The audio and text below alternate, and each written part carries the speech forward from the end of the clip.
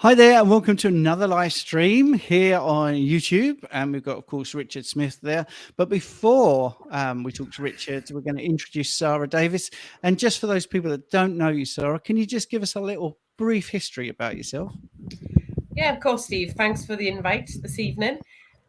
So I'm a neurophysiologist in the health service, and I also work alongside Rich in Keto Pro, volunteering, doing consultations, nutritional consultations, because my journey began really in October 2020 when I was unwell, type 2 diabetes for years and years and years, injecting high blood pressure, rheumatoid arthritis, all these nasty things, and needed to change my life around, which obviously Richard helped me do. And I lost 6.5 stone. I've reversed all my ailments, and I've taken up sport, which has, apart from the weight loss, has drastically changed my life.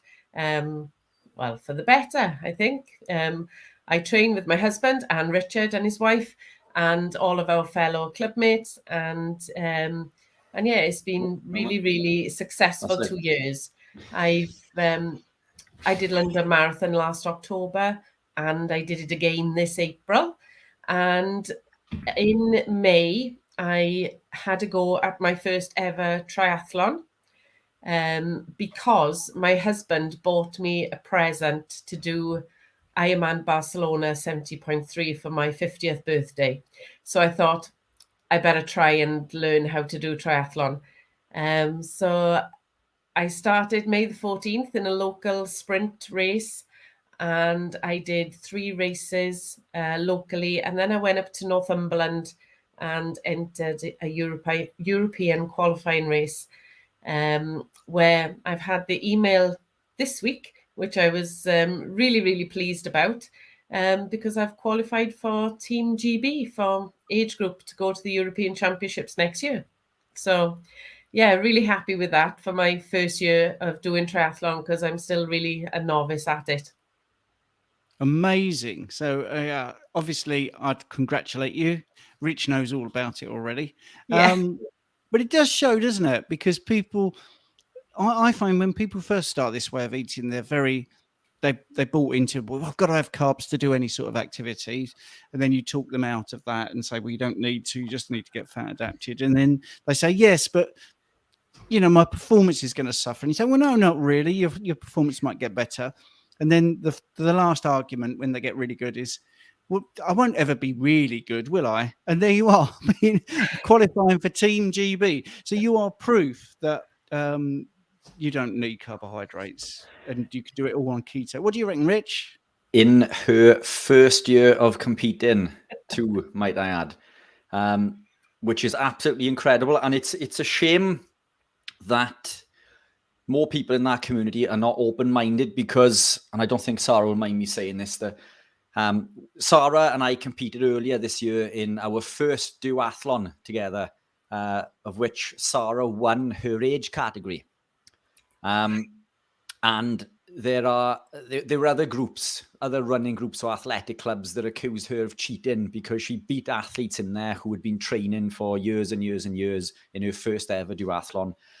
You can't cheat at these events. It's all done with chip, and you cross mats. So they questioned whether you actually did 3 loops instead of 2 on the second run, wasn't it? And it's there in black and white, but they just couldn't, they wouldn't admit that this person came into this environment and had beaten them in their own sport on no carbohydrate. And Sara is carnivore now, which is a subsection of being ketogenic. So Sara produces ketones. Her body's fueled by ketones, beta-hydroxybutyrate. But same as myself, she's gravitated, and you obviously, Steve, she's gravitated more in towards animal-based. And that doesn't mean that we don't deviate at all, but predominantly animal-based. I think that's safe to say, Sara, isn't it? Yeah, definitely. It's steak and eggs is like staple. I do like a bit of salmon now and then, but yeah, it's more often steak and eggs, I'm afraid. Steak and eggs. And I'm wearing the colours, or it's on that side. You are? Yeah, that's, yeah. So, which I do quite often. So I'm quite often on your pushing the local club, the Ferry Flatliners, as Steve will attest to, doing my little bit for the club because we're a small club. Yeah. But yeah, it's, what Sara has achieved in, the 2 years, I think, Sara, you and I have been working together. And it's important also to remember that Sara didn't lose the weight because she was running and cycling. She began to run and cycle because she lost the weight. The energy came back, and you felt the need to be more active. You wanted to be more active. Your energy was higher. Sara would struggle to walk long distances prior to adopting this. And this is coming from a highly intelligent person. Sara is a neurophysiologist.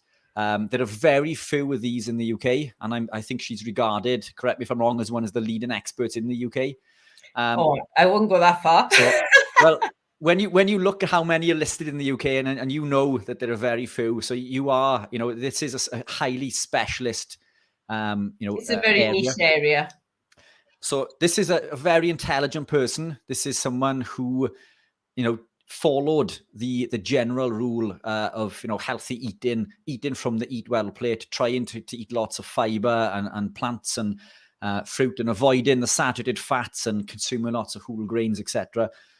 So this is an intelligent person who became type 2 diabetic for 23 years. And it took weeks to reverse that. Wasn't it officially 3 months, going by blood tests with the diabetic clinic? But, we did this in weeks, and this is how powerful the lifestyle is. And we're not saying that everybody who's listening has to go on to compete in triathlon and become a GB, qualifier and represent Team GB.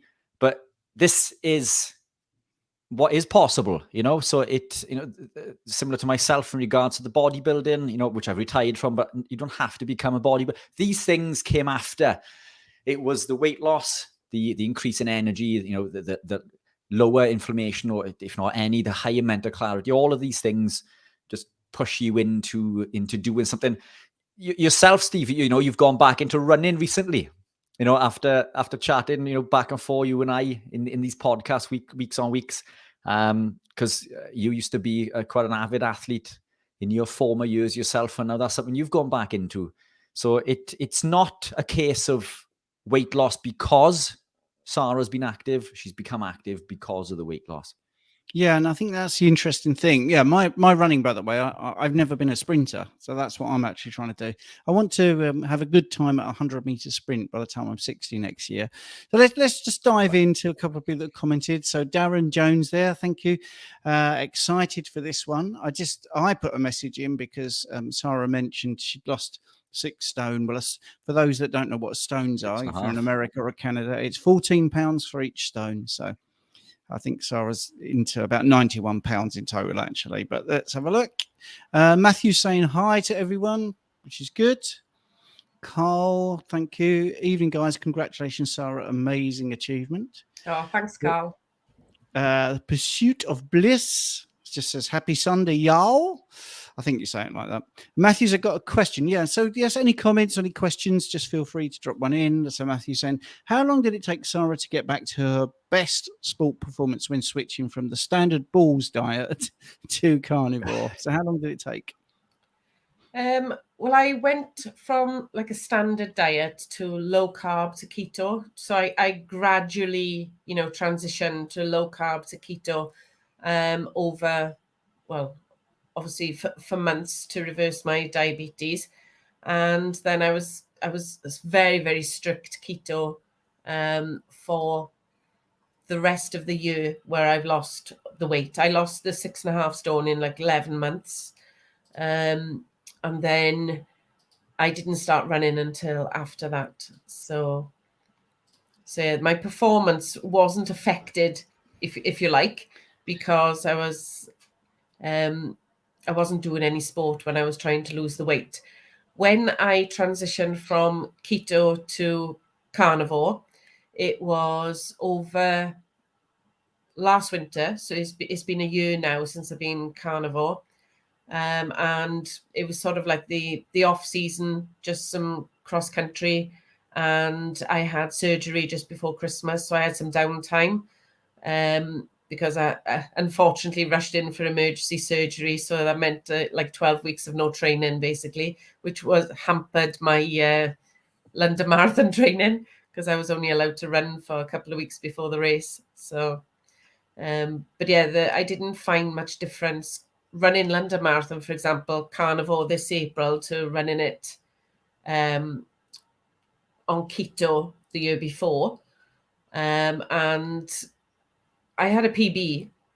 I didn't felt I run as well this time, but I had a 10-minute PB. So I suppose it, swings and roundabouts. I didn't get what I was aiming for because perhaps my training wasn't as good because I couldn't run for like 3 months, but I still had a 10-minute PB. So whether that's because of carnivore or what, but yeah, it went well.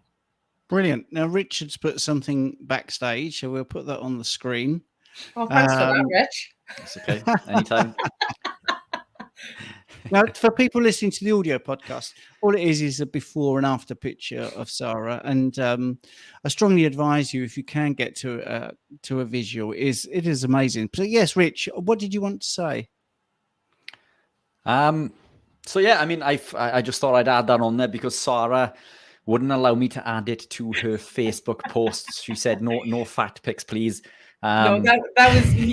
I will interject there because you did post that when I did Ironman 2 weeks ago. You put that up. I did, and for good reason. Time, when I had the GB, I said, "Don't put my fat pic up because you've only just put it up 2 weeks ago." Well, it deserves to be. It deserves to be echoed, doesn't it? Um, Can I ask Sara why you don't like that? No, he put it up 2 weeks prior because we did Ironman Barcelona 70.3 just 2 weeks ago today, and yeah, Rich put it up because that was a massive achievement for me to complete that, especially because I've only just learned to do triathlon since May, and it's still a learning curve. There's so much to learn in it. It's like, the second race I did, I was trying to get on my bike still with my wetsuit on. So it was like, you do all sorts of things wrong. But yeah, just trying to put it all together is amazing. But yeah, it was quite difficult in Barcelona just because it was very, very hot. I wasn't very well in the sea. And it was a long day, but I got it done. Yeah, you did well there. I mean, the reason I was interested in that is because when I put on the weight in my 40s and I didn't know what was going on because I was, running 10 miles 3 times a week and a personal trainer and eating fruit and veg and avoiding fat, and I was getting plumper and plumper. I'm really gutted that I hid from photographs because I wish I now had a photograph about how unfit I got. Because I'd love to have before. I didn't know I was ever going to do this. Publicly, this sort of thing, and I wished that I had a before picture. I mean, both you and Rich got. I have got quite a lot of fat pics, and Rich has them all actually, and he shares them. They're on Rota, and yeah. Let's get a couple more comments because it's really nice that people are commenting. So Paul Pearson, Keto Sense. Amazing, Sara. You're a true inspiration. I always tell people about your story. Just proves the power of the lifestyle. Vitaligus is here again. That's good. Amazing transformation. And we got Cud Kiddie. Hi guys, 35-year-old male, 85 kilograms, 5 months carnivore. Feel great, looking great. However, recently my hunger is through the roof. The diet's not changed, training's not changed. Maybe due to lower body fat. Thoughts? So, do you have any thoughts? Yeah, quite possibly. I mean, I have days where my hunger's through the roof and days where it isn't. It could be lack of fats. It could just be that now your body is healing. Just stick with it. I think 5 months is still early in the carnivore journey. Just remember that this is a lifestyle. It's not a sprint. Convos that we've had previously, Steve, we've shown that it took me 12 months to fully adapt. Listen to your body. Eat when you're hungry. If you're not hungry, don't eat. Always eat protein with fat. Eat as nature intended. And make sure that you're getting plenty of electrolytes either from natural sources as in pink Himalayan Celtic sea salt or supplement if you need to. But as long as those bases are covered and you're feeling great, then why not indulge and eat some more of that, those steak and eggs? What about you, Sara? You got an answer or a thought? Yeah, I just think that if you is he training recently? Mm-hmm. Training's not changed. Mm-hmm. But yeah, whether he's not eating enough of it, I find I feel fuller when I eat more protein, to be honest, as well. If I'm struggling, I would snack on an extra egg or two. And I find sometimes, obviously as an older woman, then I find sometimes at various points throughout my training cycle, I get more hungry on some days than others. And I definitely would eat more than one meal a day. Sometimes I eat 3 times in that day. And, most of the time I eat once.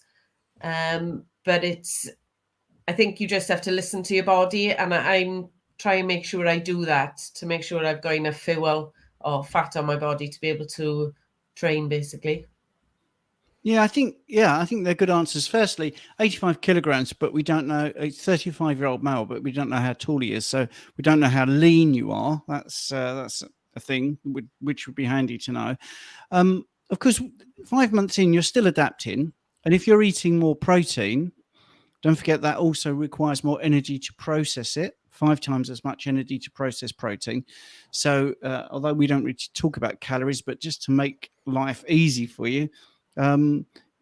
If you've got 2,000 calories with 100, if you use 2,000 calories a day with 100 grams of protein, and you did 2,000 calories with 200 grams of protein, you're going to have more of a calorie deficit with 200 grams of protein because it takes 5 times the amount of energy to process it compared to the other things you're eating. So there's lots of nuance there. You're 6'1", so you're pretty lean, and it could just be that your protein synthesis is more efficient.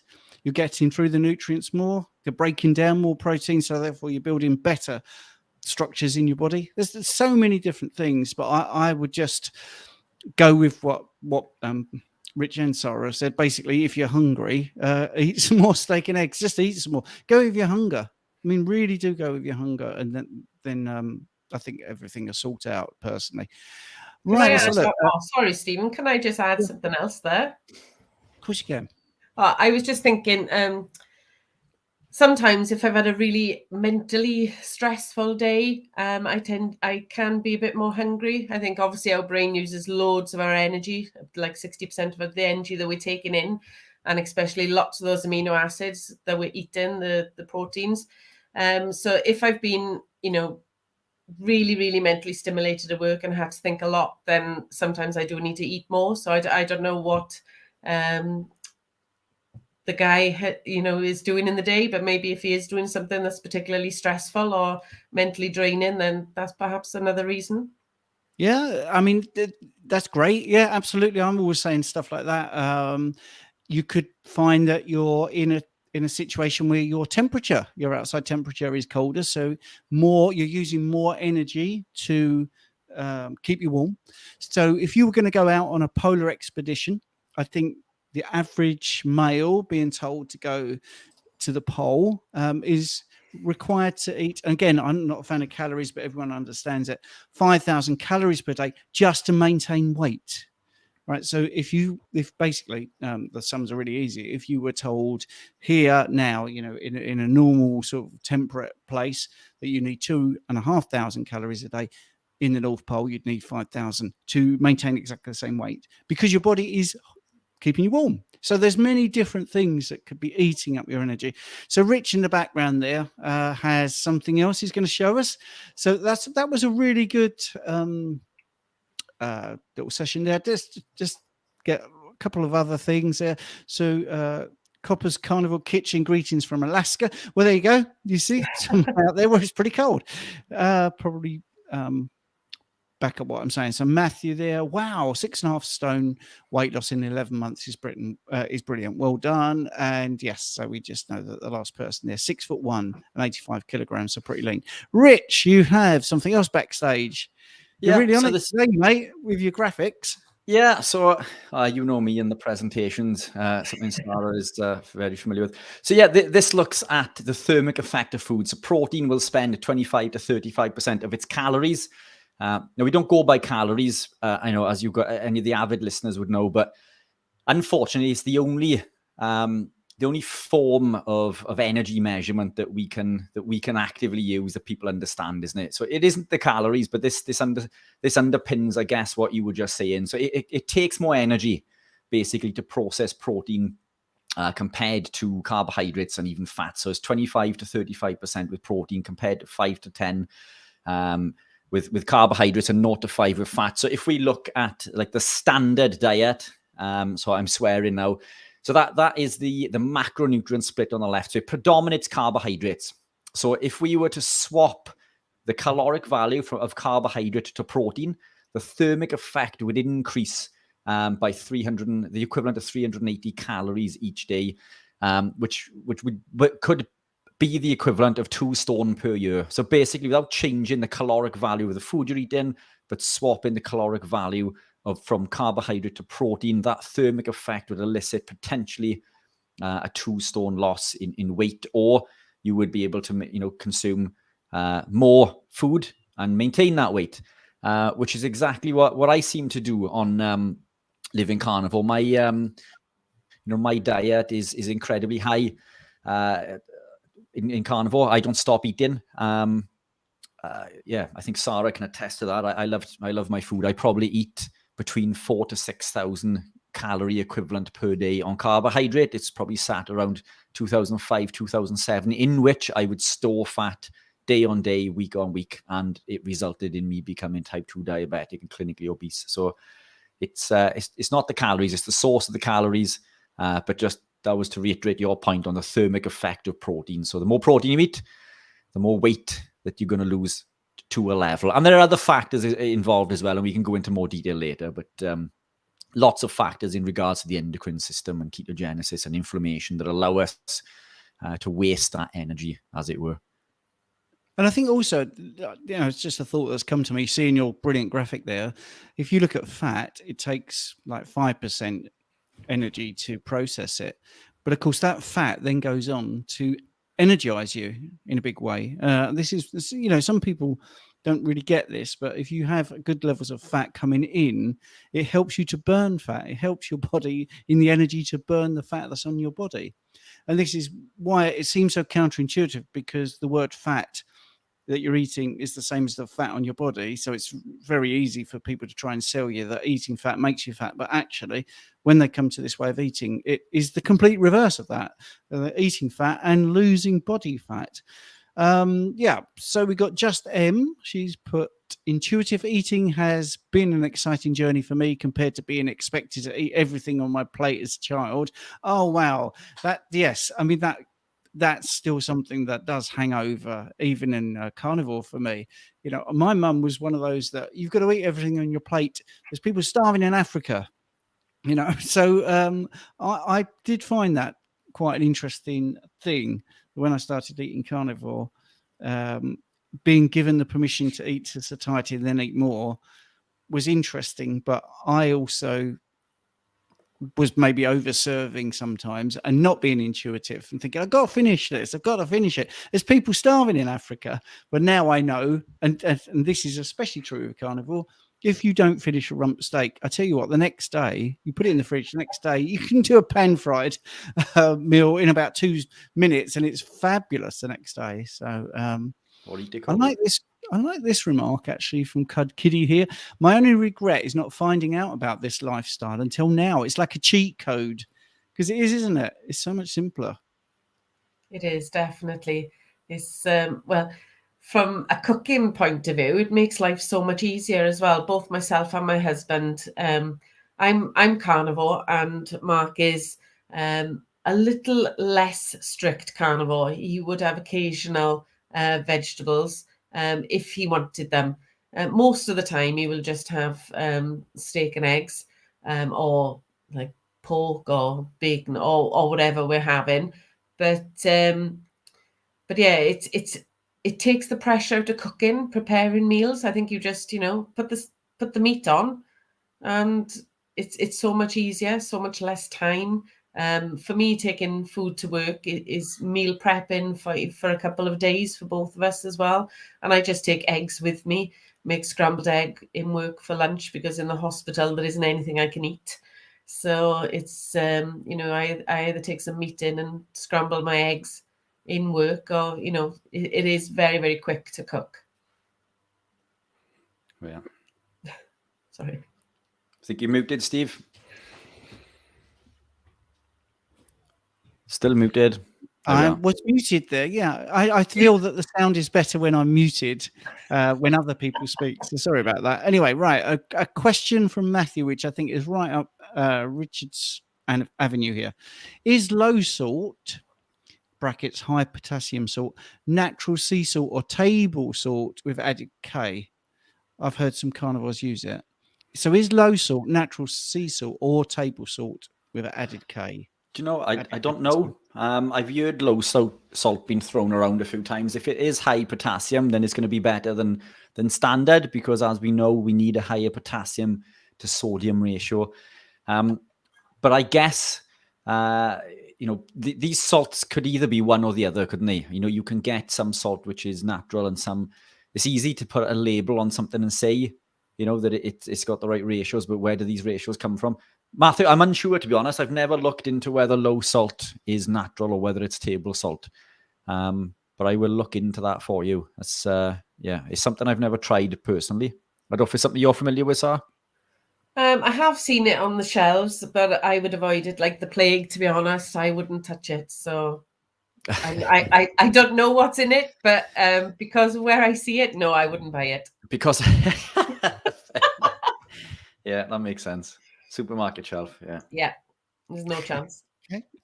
So hi to Tam, who has asked, hi all, please may I ask, I've been carnivore 12 weeks, 5 eggs and steak a day, but now I'm feeling like I want something sweet. Why is this?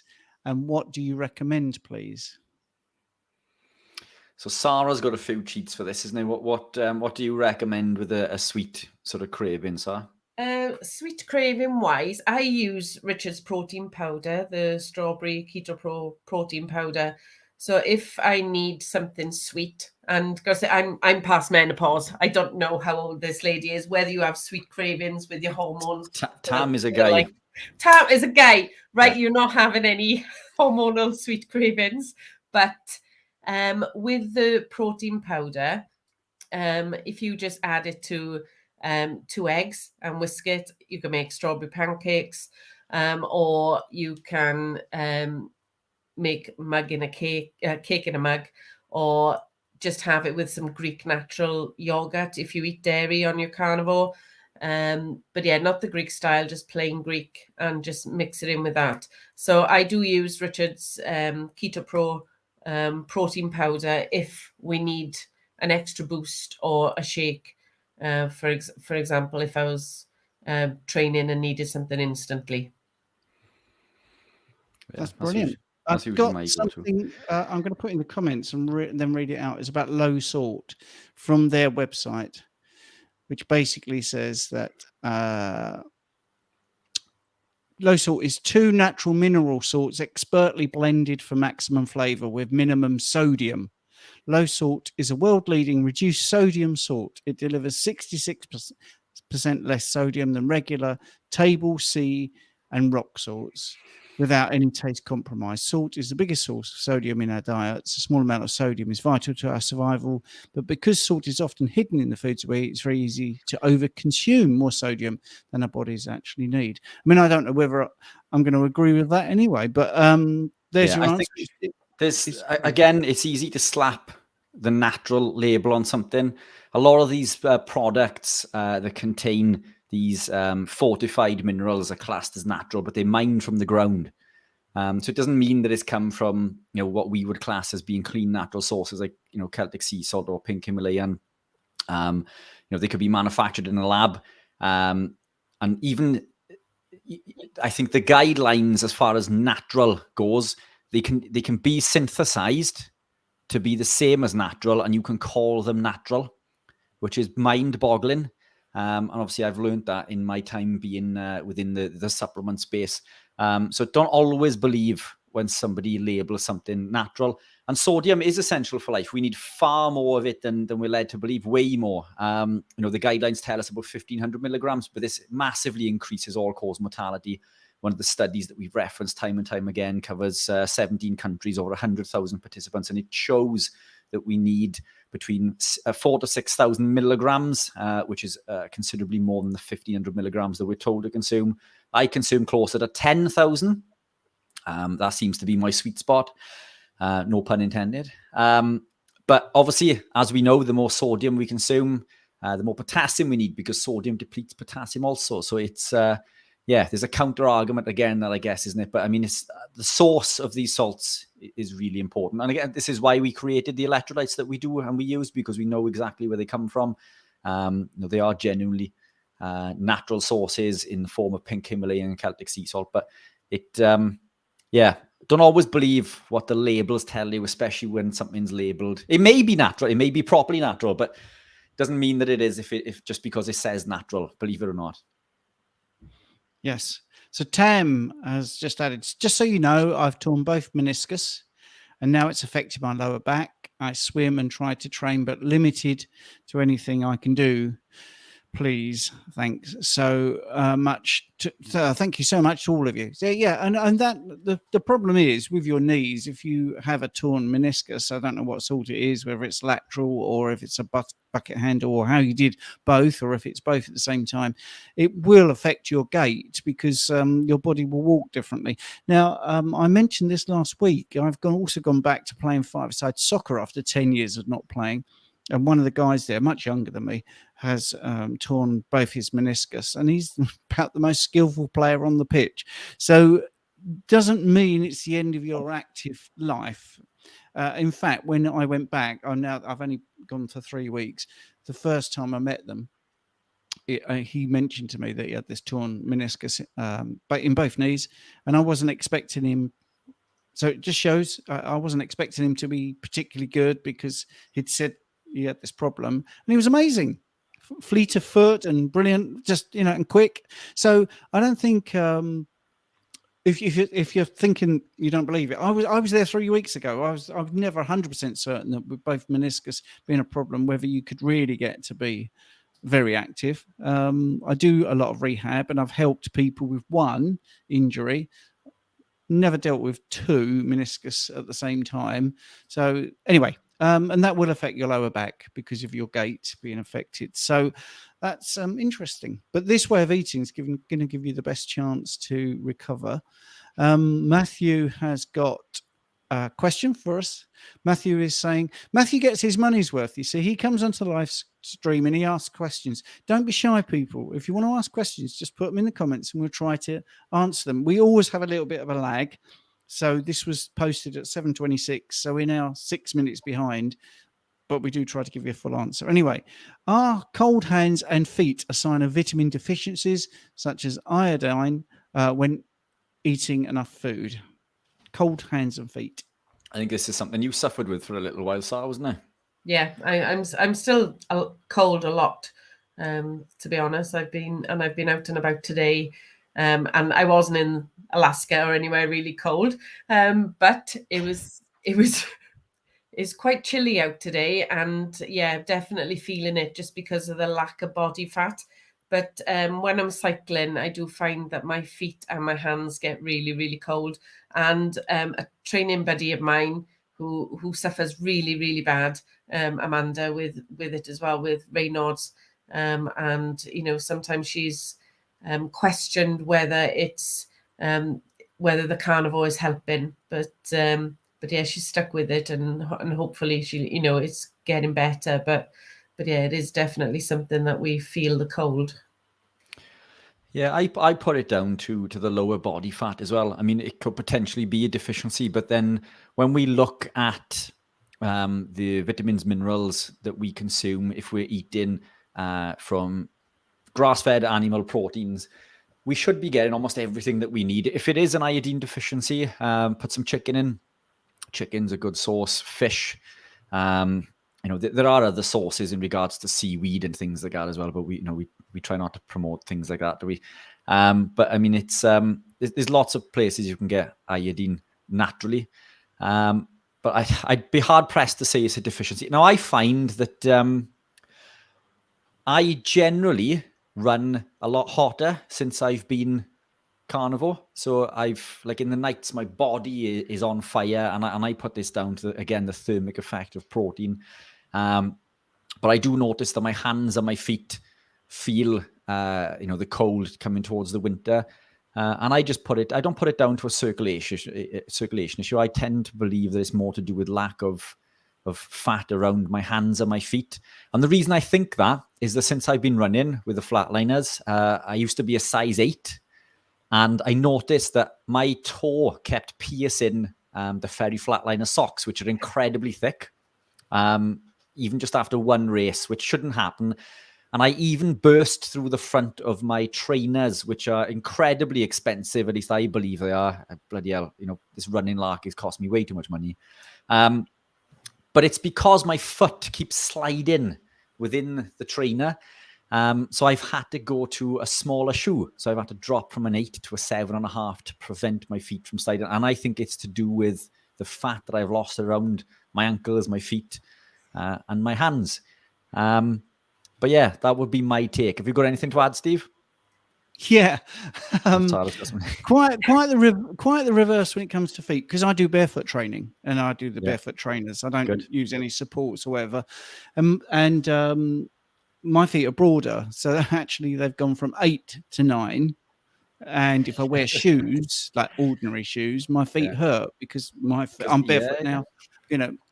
Your feet spread out to be a more natural. Not more natural shape. So like the toe box is on standard shoes is about 8 centimeters, and your feet at my age are on average about, or should be on the natural foot is about 11. So you are in these shoes that are squeezing those up. To answer your hot and cold thing, I think there is a division as well between women and men. I think more women have the cold hands and cold feet. Possibly that is related to the thyroid in some way, and which is I think why people think of iodine as the first port of call. And I agree with you, Rich. You just chicken and fish. If you start to consume more natural iodine and see if that resolves it, then Bob's your uncle, isn't it? So I think it's just a case of experimenting. I would say there is. But this is from rehab, by the way. There is some people that do have a little bit of compromised circulation. So if you look at their cervical, vertebrae, and it's a little bit compressed, just a little bit of movement and what's called cavitation there. I've had miraculous results over the sort of 10 years I've been doing that, where people come in with cold hands, and I get them to sit there, and literally within 20 minutes. Their hands warm up and they can't believe it, and you can get rid of Raynaud's and stuff like that. But I don't want to get into too much of that, because that's not what this is about. This is about nutrition. It's not about my rehab practice. Sara's got something to there is more. There is always more than one thing that could be the reason. So it could be muscular, and it could be neurotransmitters. It could be reverse T3. It could be not eating enough. It could be not wearing the right clothing. So many things. And Sara mentioned stress, for instance, and there are so many things that could be causing it. But can I add something in there, Stephen, as well? I was reading a book while I was on holiday, which was about aging, basically, and genetics and epigenetics, as you do when you're supposed to be relaxing. But but it was really interesting. But part of the book was on fasting, and I did read in there that, obviously when you fast, if your body is using energy and you're not replacing it, then it'll take the energy from all of the distal areas to protect everything it needs to, obviously, because our brain uses most of our energy, as I mentioned earlier. But so perhaps the cold hands and feet I don't know if the gentleman is fasting, if he's getting bouts of that after fasting or during fasting, because his energy is being used elsewhere in his body. It's just a thought, that's all, because I'd read that the other week. Yeah, and I mean, going back to what I've been reading about the Arctic, as you heard earlier, I mean, the core temperature is critical, isn't it? I mean, so basically that's why you get frostbite in your head, fingers and toes, because Exactly. your essential organs are being protected and the heat of your core is maintained and your peripherals are, well, you know, they're sacrificed for some people. Yeah. So yeah, there's loads to it. So, Rich, I know you've got something in the backstage. Can we just catch up with a couple of other comments? Peter, if you are ketogenic, you need to keep replacing sodium. Recommended maximum is far too low, and I think that's just echoing what Rich was saying about how important sodium is. We have Mitzi. How long should I take electrolytes for after going carnivore? So this is a topic that is not as easy to answer as one would think. I take electrolytes every day. The reason we need electrolytes initially, I'll give a quick rundown on this, is that we tend to come from a state of high insulin. And I will keep this brief, Steve. I know we've got lots to get through, but insulin drops. It signals the kidneys to release sodium from 4 points in the nephrons in the kidneys, which leads to a sodium deficiency. So we need to replace sodium, especially in the early stages. The body can adapt and it can get back to a position where you don't need to supplement, as in add in salts to our foods anymore. But when we look at how man evolved, through our whole evolutionary period, we would have been exposed to salt in the foods. The cattle or the animals that we would have killed who would have eaten the grass would have been non-compromised by things like glyphosate. So the nutrients would have been far more dense. We would have been consuming a lot more in the form of minerals. We would have been crushing bones, eating bone marrow and eating all the niggly bits on the bones, which are high in electrolytes and collagens. We would have been cutting out animals and pieces of meat and chucking it on the ground, which is going to pick up, rock salts. We would have been drinking water from puddles, all this sort of stuff. So there's no doubt that these minerals are essential, but we can get an awful lot of these from the food that we eat. So, beef contains a high level of sodium and even higher in potassium, about 4-to-1 sodium to potassium. So we get lots from the food we eat. Now, I find that I function better when I keep the sodium or the electrolytes in, but I do a lot of training as well, and then we get the opposite side in the likes of Dr. Anthony Chaffee, who doesn't add salt at all to his meals, and he functions perfectly fine. So there is an argument for both sides, and I don't think this is as clear as one would have liked, but I think you need to listen to your body, experiment, and see what you function better with. If I don't add electrolytes in, I feel a little bit more foggy in the brain. My concentration is lagging. The mental clarity is lagging.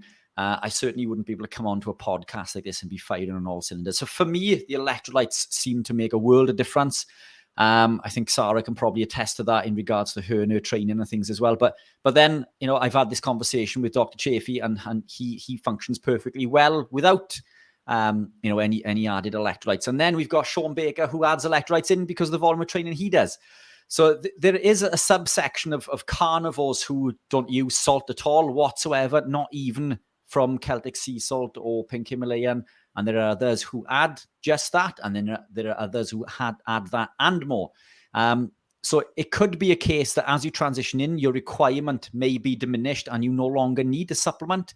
But you need to gauge that for yourself. Maybe put them in initially and try to wean off and see what effect it has. Your body will soon tell you, because you'll crave the salt. So I put an awful lot of salt in my meals. My body tells me that I need the salt sometimes. So I went out for a meal last night, as it happens. And, I didn't want salt on my meal. I didn't feel the need for it, so I didn't add it. And coming back to a point you made earlier, Sara, in regards to convenience, Amanda and my little girl and I were sitting there and she commented how long the food was taking to be cooked. And she said, "Oh, it must be your steak."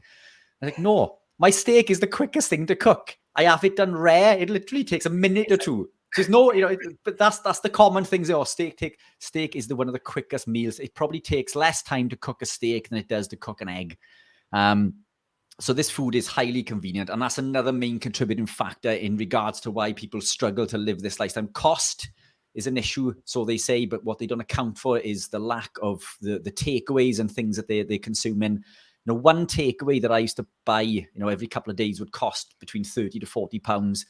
I only spend that now on a week on meat, you know. So yes, meat is more, you know, when you quantify it in regards to a box of cereal or something, but you eat a lot less, and you know it's cooked a lot quicker. So the whole cost and convenience thing completely out of the window once you eradicate all of these nasties and other things that you were consuming on your previous lifestyle. There we are, my rant over. Well, yes, and also this was the promised short answer. That was short. That is short for Richard. So, Rich, you've got something backstage. Do you want to do that, or do you want to do the questions that are popping up? It's up to you. It's up to you. Yeah. Chuck this on, because I think that this is just the study that I was that I mentioned earlier. Let me just make that a little bit bigger. So this is the study that covered 17 countries and over 100,000 participants, and it shows that when we go below 2,000 milligrams, death increases massively, with the sweet spot being somewhere between 4,000 to 6,000, and even right down the other end, you know, this end, if you can see my cursor on there, this is still considerably lower than healthier than being at 1.5, which is probably around there. Now this is where, you know, I am generally is around 10,000 milligrams per day, and that's what works best for me. But again, we're all different. Our needs are different. I thrive on salt. But salt can also be addictive as well. You know, this is something that we don't talk about within our community. Salt can be addictive, and that in itself can fuel sugar cravings. Nothing is ever black and white in anything. You know, and it is a case that excess salt consumption could be a trigger to sugar cravings also. And again, this is something you're not going to know unless you've been living the lifestyle a long time and given time to adapt. Nothing is black and white. I had a comment on one of my YouTube videos recently in regards to the Professor Noakes video that I've done, and somebody on there, Cami was an avid listener of ours. Apology, I haven't replied yet to that. I get so many comments and messages, and I don't have a PA to answer my messages or to do my social media stuff. So it is me that replies to these messages and comments back. But it does take an awful long time to go through these, because I have to work as well. Obviously, we do this every Sunday for 2 hours between the two networks, and this is free. The consultations that Sara and I do is free. We work with Diabetes UK for free. An awful lot of our time is given for free. So I do have to work amongst that time as well. So I don't always get a chance to reply. But Cami came back with a few, quite a big essay actually, which we can probably go into more detail on the next platform. But nothing's clean cut. So Professor Noakes was basically saying, carbohydrates are detrimental. But it's difficult. It's difficult within our community to say that, X amount of carbohydrates is detrimental, while a little bit is okay. Well, what's a little bit? What source do they come from? So we tend to get trapped in these areas of, anti-carb and meat and protein and all these sorts of things. But everybody is different. And that's the reality. Everybody's different. My requirement would be different from yours, Steve, to Sara's, etc., etc. There are some rules that I believe are consistent across the board, but nothing is straightforward. And we do need to go into a little bit of detail in regards to some of these comments. I think it'll be an awesome talking point, maybe if we can cover in either the next show on this platform or on the next one. But I'll leave you crack on with the questions. Yeah, that's okay. And so if people are enjoying hearing these questions being answered, you could also look at our Mighty Networks, which we're running, and there is a free membership, or you could be part of the Fat Club, where you'll see lots of these presentations and lots of these questions being answered by myself and by Rich as well. So, and Sara is going to be joining us in there soon, isn't she? So anybody that's got any questions that doesn't want to ask us, any females from a female You mean they want a short answer, yeah? They want yes. Okay. So here we go. So Sam here from Okawana, of course, one of the blue zones where allegedly they don't eat any meat, but of course they do. And there's one pig for every 6 people there on the island. You don't have pigs unless you eat them. Anyway, I'm not going to get into a rant about the rubbish blue zone stuff, but here's what Sam says. Salt has changed my athletic performance. I was depriving myself of salt as healthy as a healthy athlete since I was a teenager. It's malpractice to put out general guidelines meant for sick people. Yeah, that's absolutely true. Paul here has put, he suffered from Raynaud's for years. Carnivore 1 year seems to have resolved this for me. And I think a lot of that is down to good nutrition and lowered levels of inflammation. Paul's got a fantastic story as well. He'd be worth getting on one evening or even on my podcast or yours, Steve. Good guy, Paul. Yeah, brilliant great. Story. Now, here's something that I have dabbled with. Emma is saying an ice cold shower routine inspired by Wim Hof has improved my lifelong sensitivity to being cold all the time. And I would say that is true. I didn't ever put this out, but I videoed myself doing my first ever cold shower about 2 years ago. It wasn't rude. It was just embarrassing because I was just screaming, ah! So it might have been funny. But my tolerance of the cold shower improved quite dramatically. And I like what Rich said earlier about lower body fat, because I was feeling, definitely feeling a bit more cold. But since those showers, actually, I don't. Even today, I was by the sea with a sea breeze, and I did have a short sleeve shirt on. So anyway, ice showers also are true hormesis. That is one form of true hormesis that actually exists. So we look at these implementation of plants and things that give this effect, and it's a fallacy. Cold water therapy is one of very few real true effects of hormesis. So a fantastic tool to implement for biohacking. Definitely great. I love a cold shower after a sauna as well, and I've got a ice cold plunge pool for the back garden, so it's it's really. But you didn't tell me that. I'm gonna have to call down after my sessions now. Right, that's what I'm going all the time. I will. Reality Chick, which is one of my favorite names. Salt literally revived me this week, so I'd like to know what that is, what happened there, because that sounds pretty fascinating to me. Can I just mention that? Because sorry, Stephen, to interject. Yeah, go on, carry on. No, I was just going to keep up the point regarding the salt and the electrolytes. I don't think I could go a day without adding in electrolytes to my daily routine. For me, they are essential.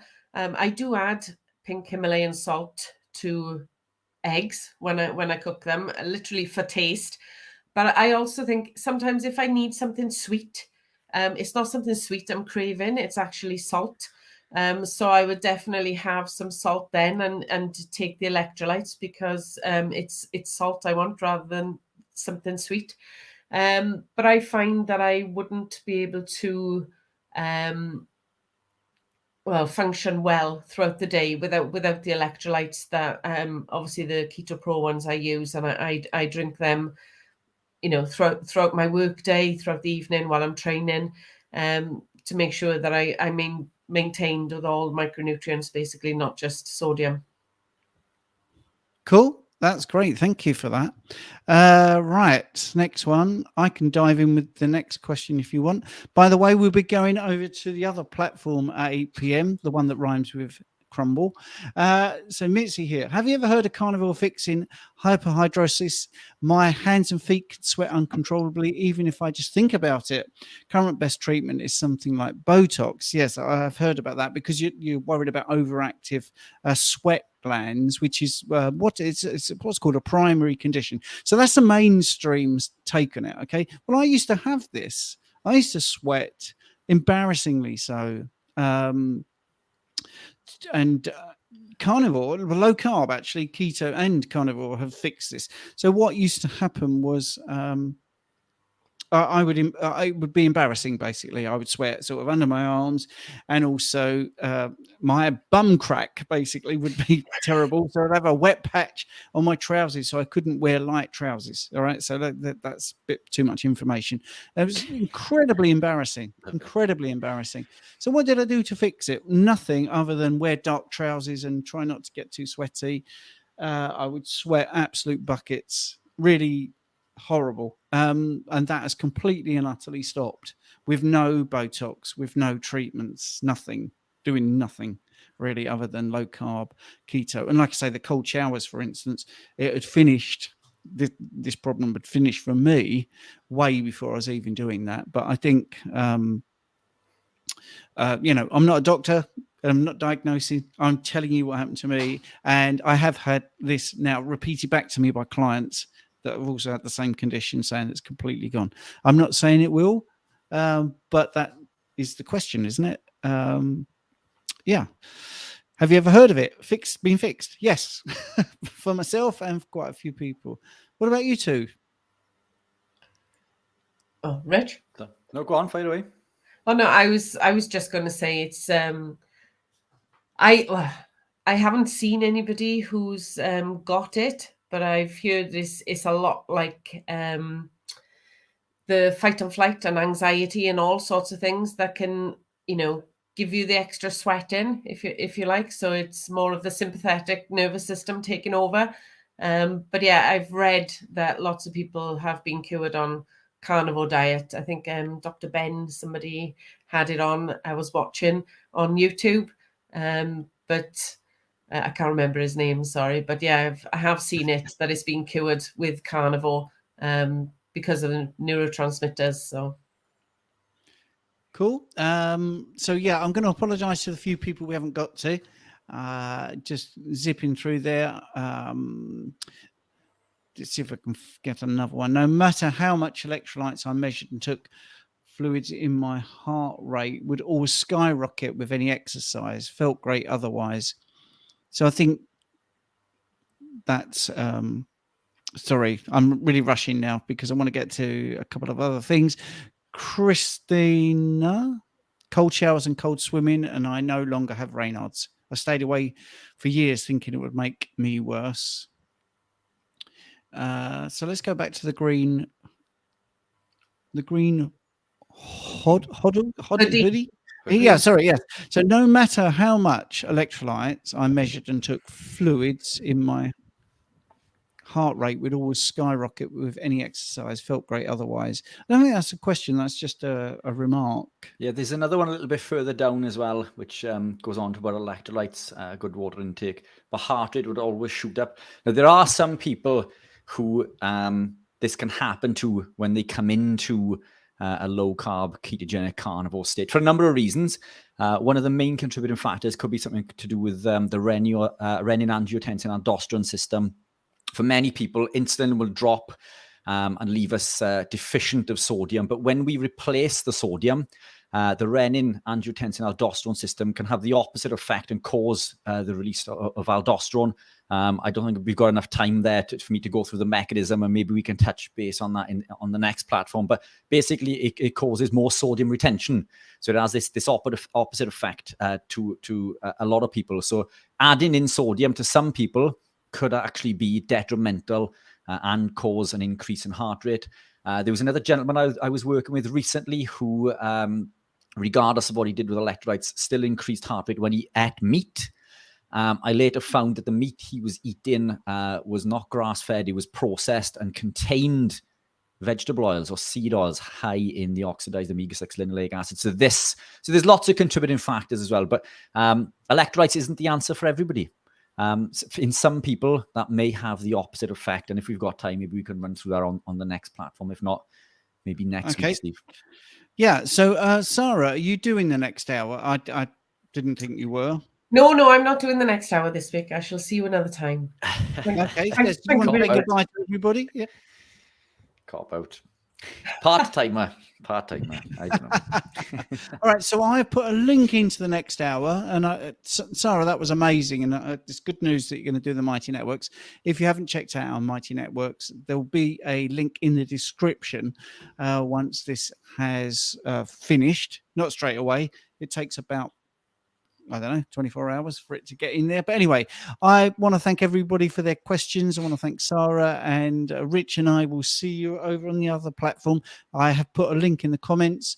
If you still struggle to find it, I'll be very surprised because we had so many people follow us last week. Any final thoughts, Rich? No, I'd just like to thank Sara for coming on. No always problem. appreciate her input and her time. Thank you again, Steve. And thanks everybody for listening. I mean, there's a lot of repeat viewers and supporters of the channel. We can't do what we do without their support. As I said earlier, we don't get paid for this. So, I mean, to know that you guys are coming back and supporting means an awful lot, because it's through you we can grow the channel and spread the word and educate more and more people. So thank you guys too. Okay. Right. Thanks a lot. Thank you. See you next week. Bye. Bye.